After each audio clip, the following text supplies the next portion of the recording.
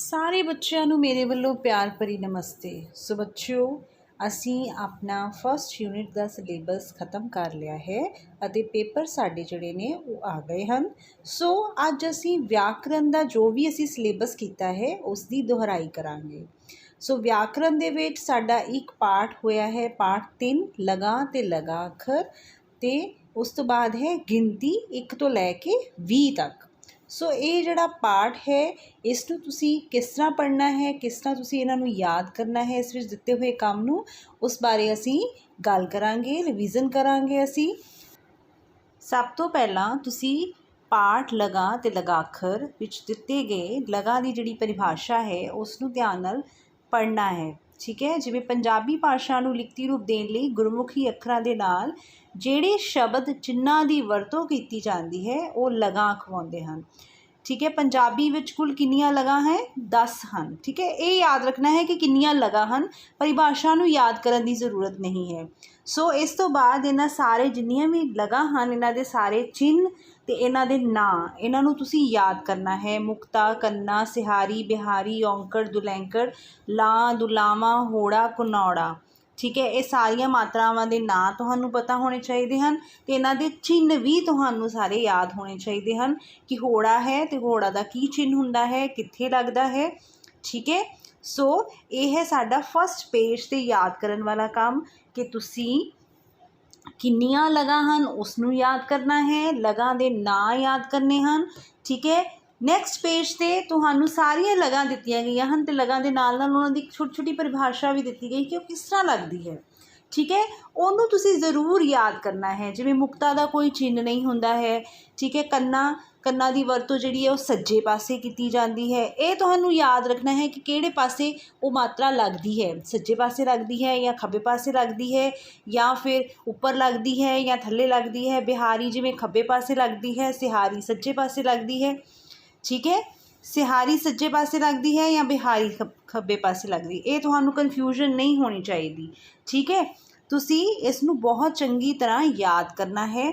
ਇਸ ਤੋਂ ਇਲਾਵਾ ਤੁਹਾਨੂੰ ਸ਼ਬਦ ਜਿਹੜੇ ਨੇ ਉਹ ਪਤਾ ਹੋਣੇ ਚਾਹੀਦੇ ਨੇ ਕਿ ਮੁਕਤਾ ਦਾ ਕਿਹੜਾ ਸ਼ਬਦ ਹੈ, ਕੰਨਾ ਦਾ ਕਿਹੜਾ ਸ਼ਬਦ ਹੈ, ਸਿਹਾਰੀ ਦਾ ਕਿਹੜਾ ਸ਼ਬਦ ਹੁੰਦਾ ਹੈ। ਠੀਕ ਹੈ, ਬਿਹਾਰੀ ਮਾਤਰਾ ਦਾ ਜੇ ਕੋਈ ਸ਼ਬਦ ਆ ਜਾਂਦਾ ਹੈ ਤਾਂ ਕਿਹੜਾ ਹੈ। ਠੀਕ ਹੈ, ਬਿਹਾਰੀ ਕਿੱਥੇ ਲੱਗਦੀ ਹੈ, ਔਂਕੜ ਕਿੱਥੇ ਲੱਗਦਾ ਹੈ, ਔਂਕੜ ਪੈਰ ਦੇ ਥੱਲੇ ਲੱਗਦਾ ਹੈ, ਦੁਲੈਂਕੜ ਵਿੱਚ 2 ਲਾਈਨਾਂ ਲੱਗਦੀਆਂ ਹਨ। ਸ਼ਬਦ ਜਿਹੜੇ ਨੇ ਉਹ ਤੁਹਾਨੂੰ ਬਹੁਤ ਚੰਗੀ ਤਰ੍ਹਾਂ ਪਤਾ ਹੋਣੇ ਚਾਹੀਦੇ ਹਨ। ਸਾਊਂਡ ਜਿਹੜੀ ਹੈ ਤੁਸੀਂ ਉਹਦੀ ਜ਼ਰੂਰ ਪ੍ਰੈਕਟਿਸ ਕਰਨਾ।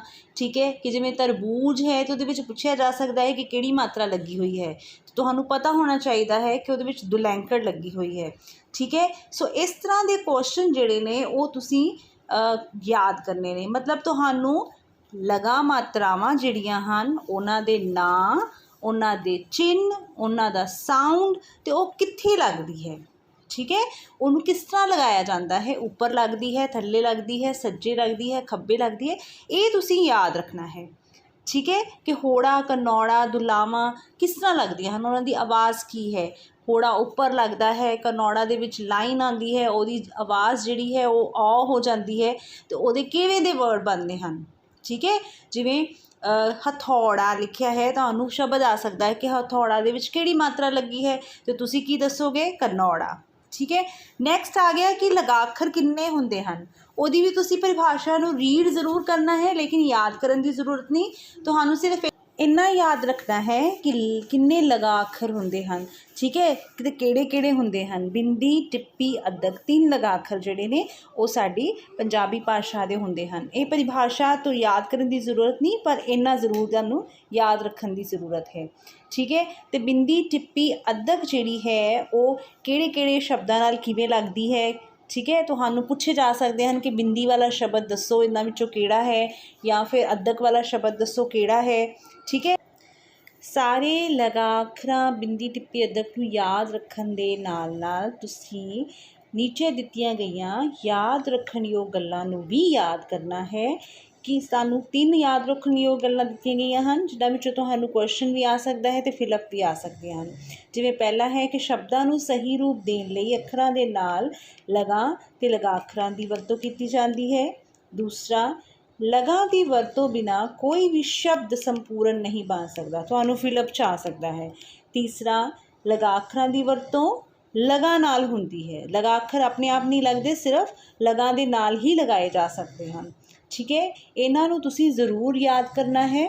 ਸੋ ਇਸ ਤੋਂ ਬਾਅਦ ਅਭਿਆਸ ਦਿੱਤਾ ਗਿਆ ਹੈ, ਅਤੇ ਅਭਿਆਸ ਦੇ ਵਿੱਚ ਵੀ ਜਿਹੜੇ ਤੁਹਾਡੇ ਫਸਟ ਹਨ ਮੌਖਿਕ ਬੋਧ ਵਾਲੇ ਪ੍ਰਸ਼ਨ, ਠੀਕ ਹੈ ਨਾ, ਮੌਖਿਕ ਕੋਸ਼, ਠੀਕ ਹੈ, ਉਹਦੇ ਵਿੱਚੋਂ ਜਿਹੜੇ ਆਪਸ਼ਨਸ ਵਾਲੇ ਆਨਸਰ ਦਿੱਤੇ ਗਏ ਹਨ, ਕੁਐਸਚਨ ਆਨਸਰਸ, ਉਹ ਵੀ ਤੁਸੀਂ ਜ਼ਰੂਰ ਪੜ੍ਹਨੇ ਹਨ, ਯਾਦ ਕਰਨੇ ਹਨ ਕਿ ਪੰਜਾਬੀ ਭਾਸ਼ਾ ਵਿੱਚ ਲਗਾਂ ਦੀ ਗਿਣਤੀ ਕਿੰਨੀ ਹੁੰਦੀ ਹੈ, ਲਗਾਂ ਕਿੰਨਾ ਅੱਖਰਾਂ ਤੋਂ ਕਿੰਨਾ ਸਵਰ ਅੱਖਰਾਂ ਤੋਂ ਪੈਦਾ ਹੁੰਦੀਆਂ ਹਨ। ਠੀਕ ਹੈ ਨਾ, ਤਾਂ ਉਹ ਹਨ ਊੜਾ, ਐੜਾ, ਈੜੀ। ਉਹਦੇ ਵਿੱਚ 3 ਸਵਰ ਅੱਖਰ ਹੁੰਦੇ ਹਨ, ਊੜਾ, ਐੜਾ, ਈੜੀ। ਕਿਹੜਾ ਚਿੰਨ੍ਹ ਅੱਖਰ ਦੇ ਉੱਪਰ ਲੱਗਦਾ ਹੈ, ਕਿਹੜਾ ਨੀਚੇ ਲੱਗਦਾ ਹੈ, ਇਹ ਮੈਂ ਤੁਹਾਨੂੰ ਪਿੱਛੇ ਦੱਸ ਦਿੱਤਾ ਹੈ। ਠੀਕ ਹੈ, ਕਿਹੜਾ ਅੱਖਰ ਜਿਹੜਾ ਹੈ ਸੱਜੇ ਪਾਸੇ ਵਰਤੋਂ ਹੁੰਦੀ ਹੈ, ਕਿਹੜੇ ਲਗਾਂ ਦੀ ਕਿਹੜੇ ਪਾਸੇ ਵਰਤੋਂ ਹੁੰਦੀ ਹੈ, ਸੱਜੇ ਪਾਸੇ ਜਾਂ ਖੱਬੇ ਪਾਸੇ, ਇਹ ਵੀ ਤੁਸੀਂ ਯਾਦ ਕਰਨਾ ਹੈ। ਇਸ ਤੋਂ ਇਲਾਵਾ ਜੰਬਲ ਵਰਡਸ ਆ ਸਕਦੇ ਹਨ, ਸਹੀ ਮਾਤਰਾ ਲਗਾਉਣ ਲਈ ਆ ਸਕਦੀ ਹੈ। ਠੀਕ ਹੈ, ਅਤੇ ਤੁਹਾਨੂੰ ਕੋਈ ਸ਼ਬਦ ਵੀ ਦਿੱਤਾ ਜਾ ਸਕਦਾ ਹੈ ਕਿ ਤੁਸੀਂ ਦੱਸੋ ਕਿ ਇਹ ਸਿਹਾਰੀ ਵਾਲਾ ਸ਼ਬਦ ਹੈ ਜਾਂ ਬਿਹਾਰੀ ਵਾਲਾ ਸ਼ਬਦ ਹੈ ਜਾਂ ਔਂਕੜ ਵਾਲਾ ਸ਼ਬਦ ਹੈ। ਜੰਬਲ ਵਰਡਸ ਦਿੱਤੇ ਜਾ ਸਕਦੇ ਹਨ ਕਿ ਉਸਦਾ ਸਹੀ ਸ਼ਬਦ ਜਿਹੜਾ ਹੈ ਉਹ ਕਿਹੜਾ ਹੋ ਸਕਦਾ ਹੈ। ਸੋ ਬੱਚਿਓ, ਇਹ ਸਾਰਾ ਹੈ ਵਿਆਕਰਨ ਦਾ ਕੰਮ, ਪਾਠ, ਲਗਾ ਅਤੇ ਲਗਾ ਅੱਖਰ, ਜਿਹਦੇ ਵਿੱਚੋਂ ਤੁਹਾਨੂੰ ਕੀ ਕੀ ਆ ਸਕਦਾ ਹੈ ਉਹ ਮੈਂ ਤੁਹਾਨੂੰ ਦੱਸਿਆ ਹੈ, ਅਤੇ ਤੁਸੀਂ ਇਸ ਨੂੰ ਬਹੁਤ ਚੰਗੀ ਤਰ੍ਹਾਂ ਰਿਵਾਈਜ਼ ਕਰਨਾ। ਖਾਸ ਕਰਕੇ ਜੇਕਰ ਤੁਸੀਂ ਲਗਾ ਅਤੇ ਲਗਾ ਅੱਖਰਾਂ ਨੂੰ ਯਾਦ ਕਰ ਲਓਗੇ, ਉਹਨਾਂ ਦੀ ਸਾਊਂਡ, ਉਹਨਾਂ ਦੇ ਜਿਹੜੇ ਚਿੰਨ੍ਹ ਹਨ, ਸਾਈਨ ਹਨ, ਤਾਂ ਉਹਨਾਂ ਨੂੰ ਤੁਸੀਂ ਅਗਰ ਯਾਦ ਕਰ ਲਓਗੇ ਤਾਂ ਤੁਹਾਨੂੰ ਕੋਈ ਮੁਸ਼ਕਿਲ ਨਹੀਂ ਆਏਗੀ। ਸੋ ਨੈਕਸਟ ਹੈ ਸਾਡਾ ਗਿਣਤੀ 1 ਤੋਂ ਲੈ ਕੇ 20 ਤੱਕ। ਸੋ ਗਿਣਤੀ ਦੇ ਵਿੱਚ ਤੁਹਾਨੂੰ ਕੋਈ ਵੀ ਮੈਥ ਦਾ ਨੰਬਰ ਜਿਹੜਾ ਹੈ ਉਹ ਦਿੱਤਾ ਜਾ ਸਕਦਾ ਹੈ। ਜਿਵੇਂ 7 ਨੰਬਰ ਹੈ, ਅਤੇ ਤੁਹਾਨੂੰ ਇਹ ਦੱਸਣਾ ਹੋਏਗਾ ਕਿ ਪੰਜਾਬੀ ਵਿੱਚ ਅਸੀਂ ਉਸ ਨੂੰ ਕਿਸ ਤਰ੍ਹਾਂ ਲਿਖਦੇ ਹਾਂ, 7 ਲਿਖਦੇ ਹਾਂ, ਅਤੇ ਉਸ ਦਾ ਅੰਕ ਕੀ ਹੋਏਗਾ। ਠੀਕ ਹੈ, ਸੋ ਗਿਣਤੀ ਤੁਸੀਂ ਚੰਗੀ ਤਰ੍ਹਾਂ ਯਾਦ ਕਰ ਲੈਣਾ। ਜਿਵੇਂ ਪੰਜਾਬੀ ਵਿੱਚ ਮੈਂ ਸ਼ਬਦਾਂ ਵਿੱਚ ਇੱਕ ਵਾਰੀ ਪੜ੍ਹ ਦਿੰਦੀ ਹਾਂ, 1 2 3 4 5 6 7 8 9 10। ਨੈਕਸਟ ਅਸੀਂ 11 ਤੋਂ 20 ਪੜ੍ਹਾਂਗੇ, 11 12 13 14 15 16 17 18 19 20। ਸੋ ਅੰਕਾਂ ਦੇ ਵਿੱਚ ਅਤੇ ਸ਼ਬਦਾਂ ਵਿੱਚ ਤੁਸੀਂ ਇਸ ਨੂੰ ਬਹੁਤ ਚੰਗੀ ਤਰ੍ਹਾਂ ਯਾਦ ਕਰਨਾ ਹੈ। ਸੋ ਬੱਚੋ, ਇਹ ਹੈ ਸਾਰਾ ਵਿਆਕਰਨ ਦਾ ਜਿਹੜਾ ਸਿਲੇਬਸ ਤੁਹਾਨੂੰ ਪੇਪਰ ਵਿੱਚ ਆਉਣਾ ਹੈ, ਅਤੇ ਤੁਸੀਂ ਇਸ ਨੂੰ ਬਹੁਤ ਚੰਗੀ ਤਰ੍ਹਾਂ ਯਾਦ ਕਰਨਾ। ਆਲ ਦਾ ਬੈਸਟ, ਆਪਣਾ ਪੇਪਰ ਬਹੁਤ ਚੰਗੀ ਤਰ੍ਹਾਂ ਕਰਨਾ। ਧੰਨਵਾਦ।